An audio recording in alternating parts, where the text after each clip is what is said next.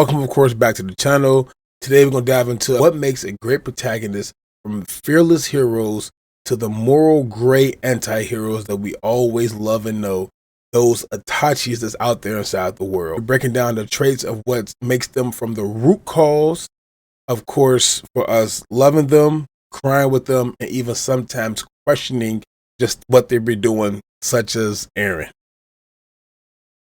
We all know about Eren. The relatable underdog. Of course, as we look into Deku from My Hero Academia and we go through his early stages inside him when he had his training arc, this right here is some of the great protagonists that I think, one of the great protagonists that I would say we can all look at and say, I can see myself inside you.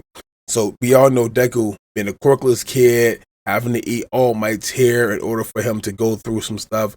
But before he even got to eat All Might's hair, he had to do all this training and whatnot, get his body just right to actually intake this power. But again, he started off quirkless, like me, like you, like everybody that we see across the world. This is somebody who struggled, of course, because he knew that he was in a superhero society and he could not just be an outcast. We have others, such as when Naruto was been an outcast, or Tanjiro was been an outcast, and he had to start off with just an axe and grow his way up until the Tanjiro that we all know and somewhat love, because it's still Demon Slayer. Not up on that bandwagon, but nonetheless, it's still an underdog that, of course, worked his way to the top. The next part about being just a great protagonist makeup, of course, the clear goals and motivation. Some of the clear goals and motivation that we see behind some of the great protagonists, such as Monkey D. Luffy from One Piece. He's going to become king of the pirates. A great protagonist always has a clear goal. Luffy's straightforward. He wants to do this. Ichigo, he wants to protect his friends. Eren, well, we all know what Eren wants to do. Eren wanted to destroy 80% of the population, but ultimately he wants to still keep his friends safe. Nonetheless, his motivations have evolved over and over time. It went from there, but it was one key thing. He always remained the same, as to always keep his friends safe and go from there. But having this purpose keeps us, as the readers or watchers, invested inside this journey. And of course, we are in for a roller coaster of unexpected twists and turns. The next part of what makes an anime a protagonist such a good thing is, of course, the balance of the strength and vulnerability. We have some of the greats who have shown this right here, with, of course, Goku from one of the most nostalgic animes, Dragon Ball Z. And of course, Goku mixes his moments in with his laughter that he has, or his love that he has with his family. Goku, of course, shows this strength is important, sure, but the vulnerable side of him is also what makes him a great protagonist.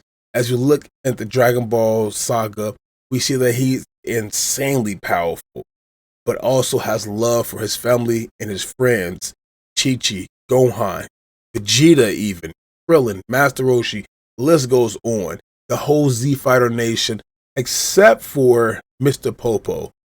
I think there's the other way around. Mr. Popo does not see them as friends. We all know, if you watch Dragon Ball Diamond, you can kind of see that Mr. Popo is the only one who didn't revert back, if you know what I mean. But nonetheless, Goku has love for his friends. And of course, we see that in other animes as well. Another good example that we have here is Levi from Attack on Titan. Of course, a total badass. He can two-sword style all day long. Me, you know me, I'm a big Zoro guy. Three-sword style is the way to go. Let's get it, baby. I'm going to say something really ridiculous. Pause. But of course, with Levi being a total badass, it comes back to that he never once loses his sight for the love that he has for his comrades.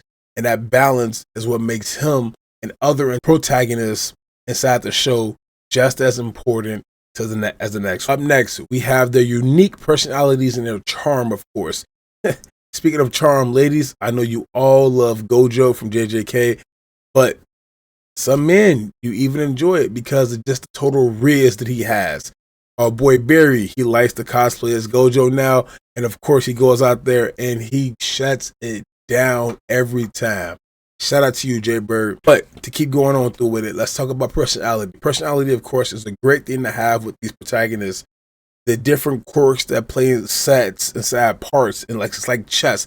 you're putting it all together to do good with it. And you think of Gojo, wee. You think of Yusuke Urameshi, wee. Or you think of Luffy and his endless optimism that he just always wants to be the greatest that there is. That swag that comes behind those characters is some of the swag that is just love and just makes up personality and the charm that the character makes for whoever is watching the show, and makes us as the readers and watchers want to come back for more and more and more each and every week. Now, there's one last thing that makes a protagonist so good, and it's going to be the growth and evolution of that protagonist. We've seen growth and evolution almost throughout all animes across the board, but specifically we have seen it in Hunter x Hunter with Gon.